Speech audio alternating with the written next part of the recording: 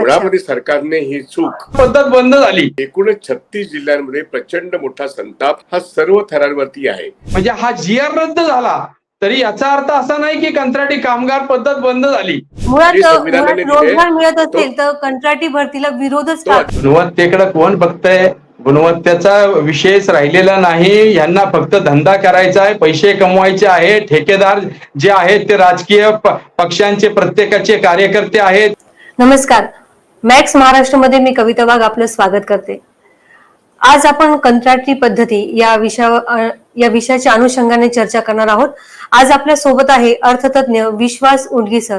Sir, आता आजच दुपारी जी.आर. जो आपला होता, शासनाने जाहीर केला होता कंत्राटी पद्धतीने भरती करण्याचा, तो निर्णय शासनाने मागे घेतलाय. तर या निर्णयाच्या आणि निर्णय मागे घेण्याच्या पद्धतीमुळे आपल्या जे बेरोजगार तरुण आहेत त्यांच्या मनावर असे परिणाम होत आहेत की त्यांनी अभ्यास करावा की नाही करावा, किंवा या पद्धतीमुळे त्यांचं भविष्य कसं असेल, की शासनामध्ये त्यांना नोकरी मिळेल की नाही मिळेल. कारण की आजपर्यंत अशी चर्चा होती की आपण जर सरकारी नोकरी असेल तर त्याचं भविष्य उज्ज्वल, अशी एक धारणा होती. तर या एकंदरीत कंत्राटी पद्धती ही जी आता प्रोसेस आहे या विषयाकडे तुम्ही कसं पाहतात? सरकारने काल त्यांचे जे डेप्युटी चीफ मिनिस्टर आहेत देवेंद्र फडणवीस यांनी सरकारच्या मंत्रिमंडळाच्या वतीने अशी जाहीर घोषणा केली की आम्ही कंत्राटी पद्धतीने वरपासून खालपर्यंत जी भरती करणार होतो 9 कंपन्यांच्या मार्फत, हो हो, ते आम्ही आता परिपत्रक मागे घेतो. म्हणजे गव्हर्नमेंट रेझोल्युशन त्यांनी मागे घेतला. प्रत्यक्षात तो आज अंमलात आलेला आहे. मुळामध्ये सरकारने ही चूक मान्य केली आहे की अशा तऱ्हेने कंत्राटी पद्धतीने नोकर भरती करणं हे चुकीचं आहे. पण असं ते म्हणताना देवेंद्र फडणवीस यांनी अशी एक मल्लीनाथी केली, अशी एक मांडणी केली की फार पूर्वीपासून, म्हणजे अगदी 2002 पासून महाराष्ट्र सरकारच्या अनेक मंत्रिमंडळातल्या लोकांनी, म्हणजे विविध सरकारांनी अशा पद्धतीने नोकर भरती केली आहे.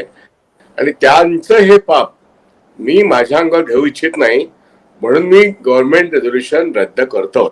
म्हणजे आता त्यांनी घेतलेला निर्णय, कोणी शिंदे, फडणवीस, अजित पवार यांचं जे 3 चाकी सरकार जे आहे, या 3 चाकी सरकारने घेतलेला निर्णय तो मागे घेत असताना त्यांनी 20 वर्ष मागे जाऊन सर्वांची पापं काढली बाहेर आणि असं सांगितलं मी स्वच्छ आहे, बाकीचे पापी आहेत.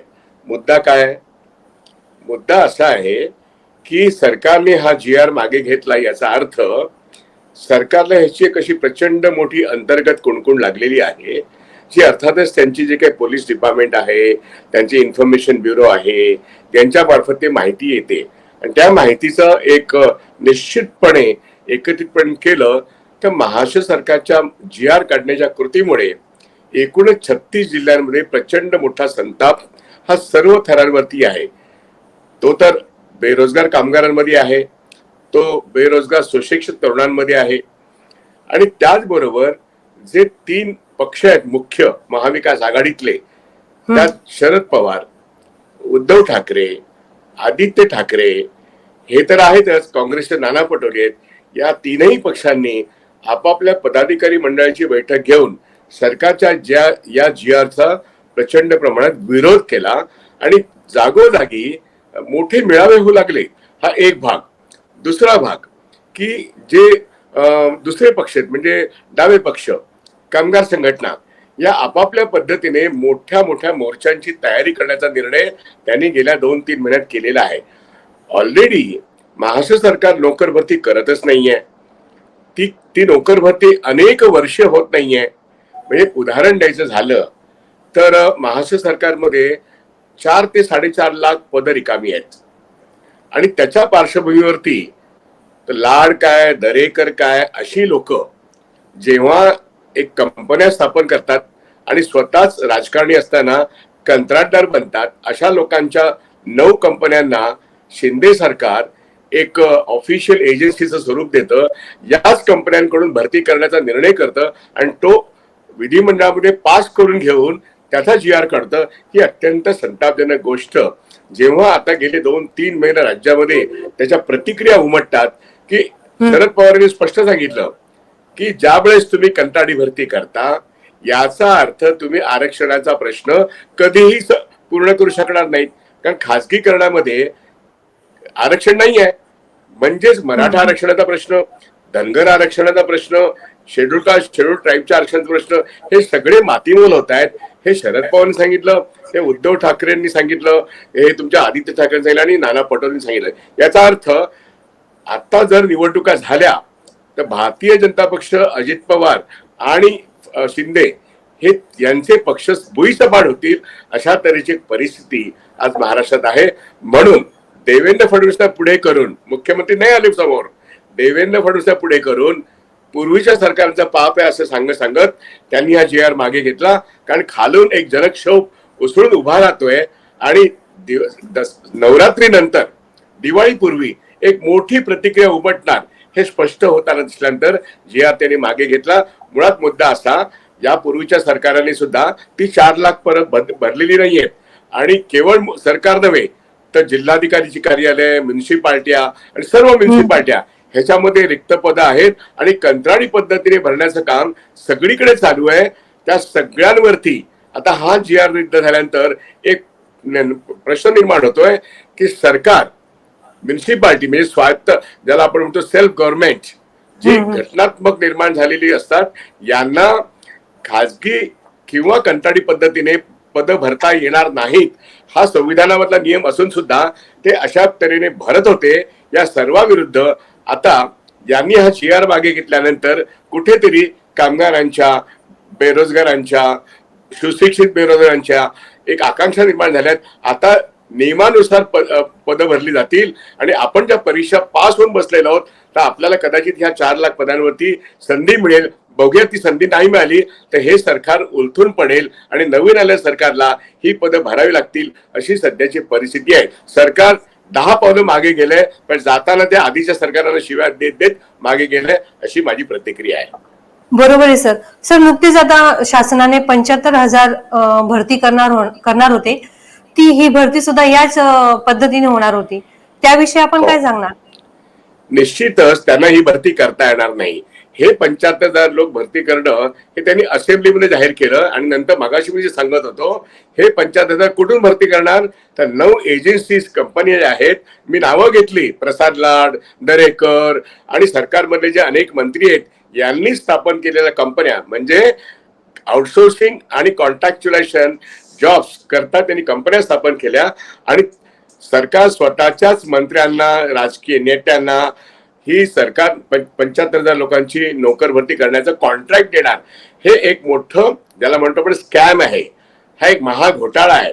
म्हणजे समजा एखाद्या परमनंट कामासाठी समजा 30,000 रुपये देणार असेल सरकार, तर सरकार कॉन्ट्रॅक्टरला म्हणजे प्रिन्सिपल एम्प्लॉयर म्हणजे सरकार कॉन्ट्रॅक्टरला एक कॉन्ट्रॅक्ट देतं आणि मी सांगतो 75,000 लोक भरा.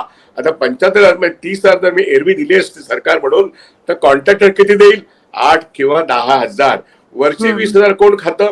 वरचे 20,000 हे ज्याला मी असं म्हणेन क्रोनी कॅपिटलिझम, म्हणजे सरकारमधले नेते आणि कॉन्ट्रॅक्टर यांच्यामध्ये हे 10%, 15%, 20% हे वाटे जातात आणि कंत्राटी कामगाराच्या खिशात मात्र 8 ते 10,000 पडतात. हा एक फार मोठा भ्रष्टाचार आहे. म्हणजे जनतेच्या टॅक्सपेयरच्या खिशातून जे बजेट बनतं त्यातून अशा तऱ्हेचा नोकर भरतीतला घोटाळा सरकार स्वतःहूनच करतं आणि विधिमंडळामध्ये हा नियम पास होतो आणि जी आर निघतो. एवढं दुर्दैवी सरकार गेल्या वर्षभरात आपण बघतो. त्या सरकारने 10 पावलं मागे जाऊन 75,000ची भरती अशा पद्धतीने करणं हे रद्द केलेलं आहे. आता त्यांना 75,000 नाही तर 4 लाख लोकांची पदं, जी रिक्त पदं आहेत ते नियमित जाहिराती देऊन, रिटर्न टेस्ट इंटरव्ह्यू घेऊन जे पास झालेले लोक आहेत, जे अर्ज केलेले लोक आहेत त्यांना आज भरती करावी लागेल आणि ती खरी घटनात्मक भरती होईल आणि तीच खरी योग्य भरती होईल. नाहीतर हे सरकार कोसळलेलंच आहे असं स्पष्टपणे समजा. लोकांमध्ये प्रचंड संताप आहे.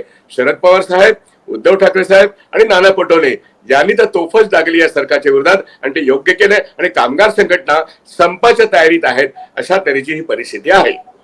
बरोबर आहे सर. आणि सर, जी नोकर भरती आहे ती अनुशेष न भरल्याने ज्या सामाजिक समस्या निर्माण होतात त्याविषयी तुम्ही काय सांगणार? ती जबाबदारी कोणाची निश्चितच असेल? निश्चितच संविधानाप्रमाणे समजा मी 100 नोकर भरती केली तर त्या 100 लोकांमध्ये मला एससी आणि एसटी म्हणजे अनुसूचित जाती आणि जमाती यांची मला जवळजवळ 22.5% भरती करायला पाहिजे. शिवाय ओबीसीचं जे काही रिझर्वेशन आहे हे सगळंच मुळीत 50% पर्यंत जातं. आणि शिवाय आता अनेक रिझर्वेशन म्हणजे मराठा रिझर्वेशन, धनगर रिझर्वेशन अशा अनेक रिझर्वेशनच्या मागण्या येतात. एका बाजूने हे सगळे पक्ष मतांसाठी त्यांना फूस घालतात, पण प्रत्यक्षामध्ये एकही नोकरी निर्माण होत नसेल, 100 जाऊ दे, एकही नोकरी निर्माण होत नसेल तर ह्याला आरक्षण देणार कसं? म्हणूनच आरक्षण याकरता सरकारला कायमस्वरूपाची नोकरी निर्माण करायला लागेल आणि सरकार कायमस्वरूपाची नोकरी न निर्माण करण्याचा निर्णय घेऊन ते जी आर काढतात की आम्ही कंत्राटी नोकरी करू म्हणजे खाजगी करू. त्या खाजगी क्षेत्रामध्ये आरक्षण संविधानाप्रमाणे नाहीये. संविधानाप्रमाणे एससी एसटी आणि ओबीसीचं आरक्षण हे फक्त सरकारी क्षेत्रात आहे, कायमस्वरूपाच्या नोकऱ्यांमध्ये आहे. म्युनिसिपालिटी असो किंवा सरकार असो, सरकार स्वतःहूनच आरक्षण संपवतं. अशा तऱ्हेने कंत्राटी भरती करून आता त्यांना कायमस्वरूपाची नोकरी निर्माण करायला लागेल आणि आरक्षणाचे जे घटनात्मक नियम आहेत ते भरायला लागतील. आणि म्हणून एमपीएससी पास झालेली मुलं, ज्यांनी परीक्षा दिलेल्या आहेत आणि पास झालेली मुलं, यांच्याकरता एक रेग्युलर इंटरव्ह्यू प्रोसेस काय जो असेल तो करावा लागेल. मग ती पोलिसांमधली असेल, ती तलाठींमधली असेल, ती अभियंतामधली असेल, ती कारकुनांमधली असेल की कुठलीही असेल, कायमस्वरूपाची नोकरी ही आरक्षणासहित द्यावी लागेल. हे घटनात्मक आहे, हे मला सांगायचंय. आणि म्हणून सरकारने आतापर्यंत जे घेतलेले सर्व निर्णय त्यांना रद्द करावे लागतील आणि आरक्षणासहित ही कायमस्वरूपाची पदं ही भरण्याचा निर्णय जर सरकारने नाही केला तर सरकारला मातीच खावी लागेल. सर, आपल्या कार्यक्रमात आताच यशवंत भोसले, जे राष्ट्रीय श्रमिक आघाडीचे संस्थापक अध्यक्ष आहेत, त्यांचं स्वागत करते कार्यक्रमात. सर, आपला आजचा विषय कंत्राटी नोकर भरती. तर हा जी आर जो रद्द झालाय त्या विषयाकडे तुम्ही कसं बघतात? त्याविषयी काय सांगणार? कंत्राटी कामगार नियमन 1970 साली झालेली आहे. त्यामध्ये सगळ्यात महत्वाचा विषय असतो याच सरकारनं कंत्राटी कामगार कायदा आणलाय किंवा याच जी आर आलाय आता तसं नाहीये. गेली 29-30 वर्षांची चळवळीत जे काम करतात राष्ट्रीय श्रमिक आघाडी संघटनेत 29-30 वर्षांमध्ये सरकारच्या सर्वच विभागांमध्ये हळूहळू टप्प्याटप्प्याने सर्वच विभागांमध्ये कंत्राटी कामगार नियुक्तीची सुरुवात झालेली आहे. आता सरकार भारतीय जनता पार्टीच्या आढाव्यातच कंत्राटी कामगार पद्धतीच्या काल उपमुख्यमंत्री देवेंद्र फडणवीस यांनी सांगितलं त्या ठिकाणी की हे मागच्या सरकारचं पाप आहे आणि हा जी आर आम्ही आता रद्द करतात. वस्तुस्थिती अशी आहे की सरकार कुठलं जरी म्हणत तरी त्या सरकारवरती वर्चस्व जो असतो तो भांडवलदारांचा आणि प्रत्येक पक्षाच्या कार्यकर्त्यांना जपण्यासाठी ते कंत्राटी दिले जातात, ते दिले जातात. ते काँग्रेसच्या असू द्या, राष्ट्रवादीच्या असू द्या, सेनेच्या असू द्या, कोणी असेल तरी 29-30 वर्षांपूर्वी कंत्राटी पद्धत वाचता आली आहे किंवा जी आर आत्ताच आला असं नाहीये. आता माझ्या 2001 साली मी कंत्राटी कर्मचाऱ्यांची पिंपरी चिंचवड महापालिकेच्या 572 सफाई कर्मचाऱ्यांची, तेव्हा तर सरकार हे काँग्रेसचं होतं, मी देखील काँग्रेस कार्यकर्ता होतो, पण लावली केली. त्यानंतर इक्वलवर इक्वलचा निकाल लागला. या कर्मचाऱ्यांना कायम करा म्हणून सांगितलं. तेव्हाही 3 ठेकेदार होते. लढाई मोठी झाली, सुप्रीम कोर्ट पर्यंत मी गेलो. इक्वलवर इक्वल निकाल लागला आणि हा जो आहे आता जो जी आर रद्द झालेला आहे हे ऍक्च्युली माझं असं मत आहे की सरकार किंवा कोणी आलं तरी भांडवलशाहीचा जो दबाव असतो त्याच्या खाली सगळे सत्ताधीश हे करत असतात. आता जरी सरकारने सांगितलं आपल्याला की पवार साहेब म्हणून किंवा विरोधी पक्षाच्या नेत्यांनी काँग्रेसवाल्यांनी आवाज उचलला म्हणून हे मागे घेतलं आणि निवडणुका आल्या त्यासाठी आपण जी आर मागे घेतला. परंतु हा जी आर जरी मागे घेतला तरी त्यातले 9 कॉन्ट्रॅक्टरना आता जी आर म्हणून कामं नाही मिळणार. परंतु आता जे महाराष्ट्र शासनाच्या विविध विभागांमध्ये कंत्राटी पद्धत चालूच आहे ना. 90% कंत्राटी कामगार काम करतायत तिथे. ते बेकायदेशीर आहे. कंत्राट रेग्युलेशन अँड रेग्युलेशन ऍक्ट 1970 असं सांगतो की कायमस्वरूपी कामामध्ये तुम्हाला लावता येत नाहीत कंत्राटी कामगार. तरी देखील या ठिकाणी त्यांनी हे कंत्राटी कामगार लावण्याचं काम म्हणजे हा GR रद्द झाला तरी याचा अर्थ असा नाही की कंत्राटी कामगार पद्धत बंद झाली. हे फक्त हे 9 कंत्राटी कामगारांना काम द्यायचं किंवा हा जो अध्यादेश होता तो रद्द झाला. परंतु सरकारमधल्या सगळ्या कंत्राटी पद्धती ह्या चालूच राहणार आहेत सगळ्याच खात्यांमधल्या. आज 90% भागांमध्ये आरोग्य विभाग संपूर्णतः कंत्राटीमध्ये गेलाय. क्लेरिकल स्टाफ संपूर्णतः कंत्राटी पद्धतीवर गेलेला आहे. बऱ्यापैकी सुपरवायझर्स, इंजिनियर्स आता तर हद्द केलेली आहे. महापालिकेने डॉक्टर सुद्धा कंत्राटी पद्धतीवर भरायला सुरुवात केली आहे. अभियंती संपूर्ण स्थापत्य विभाग कंत्राटी पद्धतीवर इंजिनियर नेमलेले आहेत. त्यामुळे हा GR रद्द झाला म्हणजे कंत्राटी पद्धत रद्द झाली असं होत नाहीये. त्यामुळे ही सगळ्या संघटनांना एकत्र येऊन लढाई लढावं लागणार आहे. सरकार कोणाचाही असलं, पक्ष कोणाचाही असला, कुणी सत्तेवर असलं तरी मक्तेदारी यांच्यावरती वर्चस्व जे आहे सरकारवरती भांडवलदारांचंच आहे आणि भांडवलदार सांगतात त्याच पद्धतीनं हे कायदे निर्माण होत असतात. त्यामुळं माझं असं मत आहे की जोपर्यंत समाजातनं उठाव होत नाही, अवेअरनेस होत नाही, ज्या पद्धतीने भांडवलदारांचा उद्योगपतींचा काही सगळेच भांडवलदार तसे आहेत असं नाही, काही भांडवलदारांचा किंवा ठेकेदारांचा दबाव आहे तसा समाजातल्या युवकांचा, तरुण वर्गाचा, श्रमिकांचा देखील सरकारवरती दबाव पाहिजेच. नाहीतर ते आपल्या मर्जीनं जो दबाव टाकेल तसं सरकार करत आहे. आपल्याला थांबवते मी. आता तुम्ही मगाशी म्हटलात की हा कॉन्ट्रॅक्ट फक्त ही भरती आहे ही काही दिवसांपुरताच थांबलेली आहे. पण माझा असा एक प्रश्न आहे, जर ही भरती होणार असेल आणि त्यानंतर आपण कर्मचारी बघणार. नाही, माफ करा मला, मी थांबवतो तुम्हाला. माझं असं म्हणणं आहे की हा GR रद्द झाला म्हणजे नवीन ठेकेदार यायचे थांबवले 9 ठेकेदार. परंतु आतापर्यंत 29 वर्षात सगळ्या डिपार्टमेंटमध्ये कंत्राटदार आहेतच ना, टेंडर निघतातच आहेत ना, आणि आताही 90% कर्मचारी कंत्राटीमध्ये काम करतायतच. कर्मचाऱ्यांची जी भरती होते त्याची गुणवत्ता कशी टिकेल जर हा कॉन्ट्रॅक्ट पद्धतीने किंवा कंत्राटी पद्धतीने भरती होत राहील तर गुणवत्ता कुठे दिसेल आपल्याला कर्मचाऱ्यांमध्ये किंवा कामामध्ये? गुणवत्तेकडे कोण बघतंय? गुणवत्तेचा विषयच राहिलेला नाही. यांना फक्त धंदा करायचा आहे, पैसे कमवायचे आहे. ठेकेदार जे आहेत ते राजकीय पक्षांचे प्रत्येकाचे कार्यकर्ते आहेत.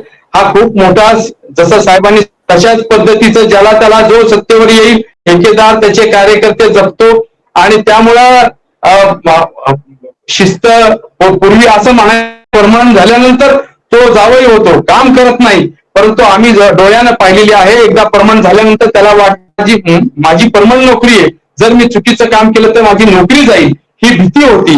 एक सगळ्यात महत्वाचं जी परमनंट कर्मचारी सांभाळत होता तो आता कॉन्ट्रॅक्ट लेबरमुळे ती राहणार नाहीये. जरी माझा एवढंच म्हणायचं की अध्यादेश रद्द झालाय त्याबद्दल मी स्वागत केलंय सरकारचं, परंतु इतर कॉन्ट्रॅक्टर जे भरलेले आहेत तिथे जे वर्षानुवर्ष काम करतायत ती पद्धत थोडीच बंद झाली. हा GR 9 लोकांपुरता बंद झालेला आहे, रद्द झालाय, परंतु बाकीचा कॉन्ट्रॅक्ट पद्धत चालूच आहे सगळीकडं. आता छत्रपती संभाजीनगरला 4,500 कंत्राटी कामगार, पूर्ण महापालिका तिथे औरंगाबादला संपूर्ण महापालिका कंत्राटी पद्धतीवर चालू आहे. IAS ऑफिसर जी श्रीकांत आहे, स्थानिक स्वराज्य संस्थेचा 22,000 दर आहे, 8,000 रुपयात तिथले कर्मचारी काम करतायत. मुंबईमध्ये, नवी मुंबईमध्ये सुद्धा तीच परिस्थिती आहे. आता 2 वर्षामध्ये स्थानिक स्वराज्य संस्थेचे किमान वेतनाचे दर लागू केले त्या कंत्राटी कामगाराला 21-22,000. असं सर्रास सगळ्या इंडस्ट्रीमध्ये चालू आहेत आणि IAS ऑफिसर हे कायद्याची भूज राखण्यासाठी असतात. तुमचा मुद्दा आला लक्षात. मी उडगी सरांना विचारू इच्छिते की तुम्ही याविषयी काय सांगणार?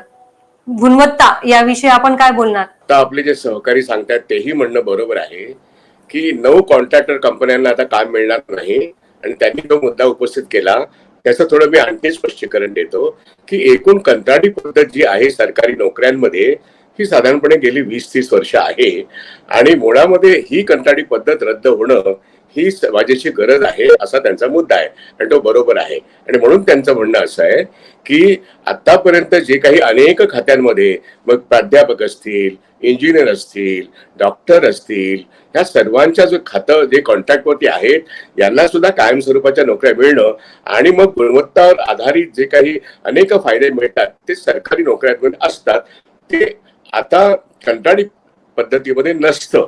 मुळामध्ये सरकारी नोकरीमध्ये एक गोपनीयता असते आणि म्हणून त्या ठिकाणी ते करण्याकरता कायमस्वरूपाची नोकरी हा एक महत्वाचा भाग संविधानावरती आधारित आहे. सरकारची नेमणूकच मुळात संविधानामध्ये केंद्र आणि राज्य यांच्याविषयी एक जे काही परिशिष्ट आहे त्यातून संविधानाच्या आधारातून राज्य निर्माण होतं, म्युनिसिपालिटी निर्माण होतात आणि त्यांना संविधानातले काही नियम कायदा पाळावा लागतो. आता काय झाले, गेली काही वर्ष रिक्रुटमेंट ही कंत्राटी आणि आउटसोर्स पद्धतीने करणं हा जणू काय आपला हक्क आहे असं राज्य सरकारने वाटतं आणि दुर्दैवाने न्यायालयाने सुद्धा काही चुकीचे निर्णय दिलेत.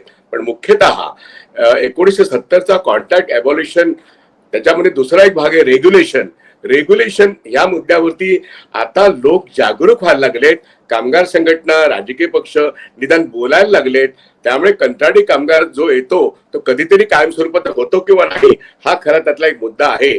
आणि म्हणून आताच्या कालखंडात कंत्राटी कामगारांचा नेमणूक करणारा GR रद्द होणे हे तर योग्य आहे, परंतु त्याचबरोबर आता जे कंत्राटी कामगार काम करतायत त्यांना कायम स्वरूपाच्या नोकऱ्या मिळण्यासाठी आंदोलन होऊन त्यांना कायम स्वरूपाच्या नोकऱ्या मिळणं ही कामगार चळवळीची एक मुख्य घोषणा आहे.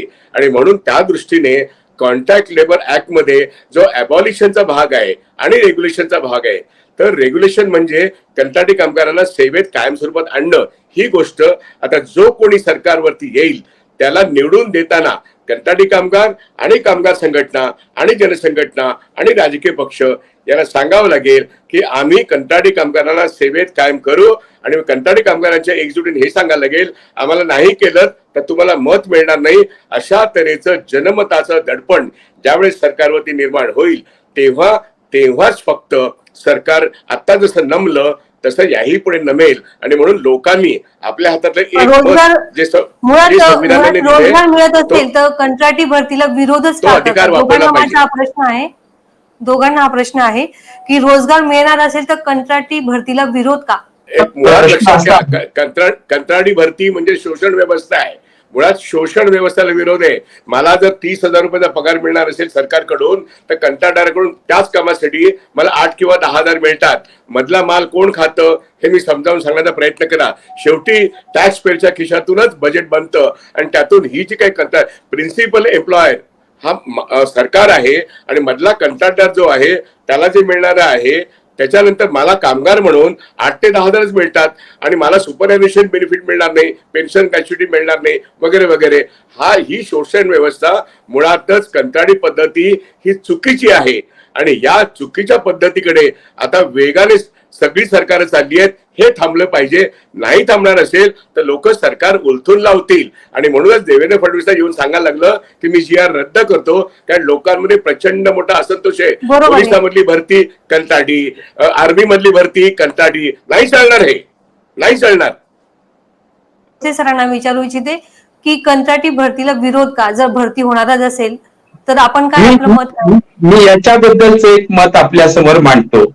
सगळ्यात महत्वाचं असं आहे, कंत्राटी कामगाराला जीवनामध्ये जगायचं असेल तर त्याला त्याच्या जीवनामध्ये स्थिरता मिळत नाही.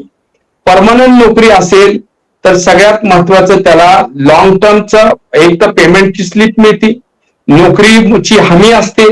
त्यामुळे उद्या त्याला जर 1-2 रूमचं घर स्वतःच्या परिवारासाठी निवाऱ्यासाठी घ्यायचं, त्याच्या गरजा खूप कमी असतात आणि त्या गरजा आहेत की घर कुटुंबाला असावं, माझ्या स्वतःचं मुलांना चांगल्या पद्धतीचं एज्युकेशन मिळावं, एखादी छोटीशी गाडी माझ्या मुलांना न्यायला आणायला, मोटरसायकल तरी मला कामाला जायला असावी. बरं, हे सगळं घ्यायचं म्हणलं तर त्याला बँकेचं लोन घ्यावं लागतं. कंत्राटी कामगाराला लॉंग टर्मचं लोन मिळत नाही आणि त्याच्यामुळं तो स्वतःचं घर घेऊ शकणार नाही, गाडी घेऊ शकणार नाही, फ्रीज घेऊ शकणार नाही, जीवनावश्यक कुठल्याही वस्तू तो घेऊ शकणार नाही. तो फक्त जगण्यापुरतं 18,000 17,000 पगार मिळणार तेवढ्यातच मी जगायचं. त्याच्या लेट मी फिनिश जीवनात नोकरीची हमी नसते आणि जी सरकारी नोकरीमध्ये असते, एकंदरीत जी पारंपरिक पद्धतीने चालू आहे ती पद्धत आजही लोकांना किंवा नागरिकांना ती आवश्यक आहे. कारण की आपल्या दैनंदिन गरजा ह्या पूर्ण होतात त्या एखादी नोकरीची शाश्वती असेल तरच. तर सर, कोरोनाचा जो उद्रेक झाला त्यानंतर ग्रामीण भागात हव्या तशा रोजगाराच्या संधी नाहीत, तसेच बेरोजगारीचं ढिसाळ असं नियोजन आहे. तर तरुणांनी नेमकं कसं करायचं आता, कारण की बेरोजगारीची संख्या दिवसेंदिवस वाढत चालली, तर याविषयी आपण थोडक्यात आपला मुद्दा सांगू शकता? एक सगळ्यात महत्वाचा मुद्दा असा आहे की महाराष्ट्रामध्ये अतिशय सुंदररित्या जोरात चालू आहे. इंडस्ट्री वाढली आहे, शेतकऱ्यांच्या जमिनी घेतलेल्या आहेत आणि कारखाने तिथे परमनंट नोकऱ्या आहेत. एक GRI स्थानिक दिले जातात, त्यांना ते ESI ते भरत नाहीत, PF भरत नाहीत, त्या ठिकाणी त्यांना कुठल्या प्रकारचे मिनिमम वेजेस दिले जात नाहीत आणि जर युनियन केली तर त्यांना मारहाण होते आणि दबाव तंत्राखाली त्या कारखाने चालू आहेत. आणि रोजगार नाही असं नाही, भरपूर रोजगार आहे, परमनंट रोजगार आहे आणि कुशल एक 10-10% कदाचित असू शकतात काम करण्यासाठी, पण 90% हा अतिशय कुशल वर्ग हा महाराष्ट्रामध्ये आहे. सरकारमध्ये सुद्धा 90% जागा आता शिल्लक आहेत, परंतु त्यांना तरुणांना रोजगार नाही द्यायचा आणि सरकार कुठलंही येऊ द्या. हे काय आता भारतीय जनता पार्टीचं 8-9 वर्षात सरकार आलंय म्हणून असं चाललंय का? नाही. काल फडणवीस साहेब जे बोलले ते बरोबर आहे की हे वर्षानुवर्ष चालत आलेलं आहे, फक्त हा त्याच्यावर तो त्याच्यावर जबाबदाऱ्या ढकलतो आहे. यांना तरुणांचं काही देणं घेणं कुणाला नाहीये आणि तरुणांनाही आपलं देणं घेणं नाहीये. तोही अवेअर नाहीये, तोही पेटून उठत नाही. तो सरकारवर दबाव टाकला तर आज त्याच्यासाठी सगळ्या नोकऱ्या अवेलेबल आहेत, परंतु गुलामगिरी स्वतःहून ओढून घ्यायची, त्यांचा लढायला नको, एकत्र यायला नको, स्थानिक भूमिपुत्राचा GRI त्याच्यासाठी फाईट करायला नको. आपल्या त्या निवडणुका आल्या की ढाबे भरले जातात, 5-5 हजार रुपये मताला मिळतात. त्यांना माहित आहे पैसा कमवा, निवडणुकीला 5-5 हजार 2-2 हजार रुपये वाटा आणि निवडून या, पुन्हा सत्ता ताब्यात घ्या परत. त्यामुळे भांडवलदार हा आज ताकदवर झालाय. सर्व पक्षांना सत्ता ही महत्वाची आहे. तर उडगी सरांना हाच प्रश्न विचारते. सर, आपला थोडक्यात मुद्दा आपण सांगू शकतात की बेरोजगारीचं जे नियोजन आहे ते ढिसाळ पद्धतीने चालू आहे, तो बेरोजगारी थांबवण्यासाठी आपण काही मुद्दे सांगू शकता आम्हाला? महाराष्ट्रासकट या देशामध्ये गेल्या 45 वर्षातली सर्वात मोठी बेरोजगारी आहे. त्याचा आकडा सरकारने दिलाच आहे, तो 8% जास्त आहे आणि या देशामध्ये 45 कोटी लोकांना रोजगार नाहीये. कोरोना नंतरचा हा आकडा आहे. कृपा करून राजकीय भाषण करण्याच्या पेक्षा वस्तुस्थिती अशी आहे की भारताचा GDP फक्त 4% आहे, तो 7% नाहीये. भारताची बेरोजगारी 45 कोटीची आहे आणि की गेल्या 45 वर्षातली सर्वात जास्त आहे. रोजगार निर्माणच होत नाहीये. आपण सगळ्या बकवास करणारे राजकारणी आहेत सध्या. रोजगार निर्माण करण्यासाठी सरकार म्हणजे ज्याला म्हणतो इन्व्हेस्टमेंट, भांडवल गुंतवणूक करत नाहीये आणि ते सरकारी क्षेत्रात करण्याची गरज आहे. आणि सरकार बजेटमध्ये असं सांगतं की खाजगी क्षेत्राने गुंतवणूक करावं, पण खाजगी क्षेत्र करत नाही. खाजगी क्षेत्र जिथे तंत्रज्ञान, ज्याला डिजिटल रेव्होल्युशन म्हणतात, त्याच ठिकाणी गुंतवणूक करतं. आणि मी तुम्हाला स्पष्ट सांगतो, नवीन निर्माण होणारे रोजगार हे खाजगी क्षेत्रामध्ये डिजिटल पद्धतीने होतात, तिथे नवीन रोजगारच निर्माण होत नाहीत. काही IT चे लोक येतात, काही तंत्रज्ञान येतात, अन्यथा सामान्य माणसाचा रोजगार तिथे नाहीये. हा एक भाग. सरकार नवीन रोजगार निर्माण करत नाही आणि जे रोजगार होत आहेत ते अशा कंत्राटी पद्धतीने ते बंद होणं आवश्यक आहे. सरकारमधली 4 लाख पदे महाराष्ट्रातली आणि या देशामध्ये जवळजवळ 1.5 कोटी पदं रिकामी आहेत, असे सरकारचे आकडे आहेत. ते भरण्याकरता सरकारला नियमितपणे सुशिक्षित बेरोजगार आणि अशिक्षित बेरोजगार यांची भरती करणं हे आवश्यक आहे. नाही केलं तर हे सरकार पडणार आहे. आणि मोदी गव्हर्नमेंटने गेल्या 8 ते 10 वर्षामध्ये अत्यंत चुकीचं इकॉनॉमिक्स राबवलेलं आहे. त्यातून सरकारी क्षेत्र विकून टाकणं असंच जेव्हा करतात तेव्हा आरक्षण कसलं आणि नोकरी कसली. त्यांना या गोष्टी काही मूठभर भांडवलदारांना सोपवायच्या आहेत आणि म्हणून संकट हे सर्वसामान्य माणसांवर आहे. आणि शहरामध्ये काही श्रीमंत, काही उच्च मध्यमवर्गीय ह्यांचं मार्केट एवढंच फक्त भांडवलदार बघत असतात, पण ते नोकऱ्या देतात ते कंत्राटी आणि टेम्पररी असतात. सरकारची जबाबदारी आहे कायमस्वरूपाची नोकरी देणं. त्यांनी ते नाकारलेलं आहे आणि म्हणून भारतीय जनता पक्षाचं हे केंद्रातलं आणि राज्यातलं धोरण आता लोक उधळून लावणार आहेत आणि त्यातच म्हणून म्हणून मी इथे थांबतो. सरकारचं धोरणच याला कारणीभूत आहे की दिवसेंदिवस बेरोजगारांची संख्या वाढते. आजचा विषय होता आपला कंत्राटी भरती. या विषयामध्ये आपण आम्हाला आपली मतं सांगितली त्याबद्दल मी आभारी आहे. आपल्यासोबत होते अर्थतज्ञ विश्वास उंडगे सर आणि यशवंत भोसले, जे राष्ट्रीय श्रमिक आघाडीचे संस्थापक अध्यक्ष होते. या तज्ञांची मतं ऐकून अत्यंत महत्वपूर्ण अशा विषयावर आपली मतं मांडली. धन्यवाद. अशाच नवनवीन विषयांसाठी पाहत राहा मॅक्स महाराष्ट्र.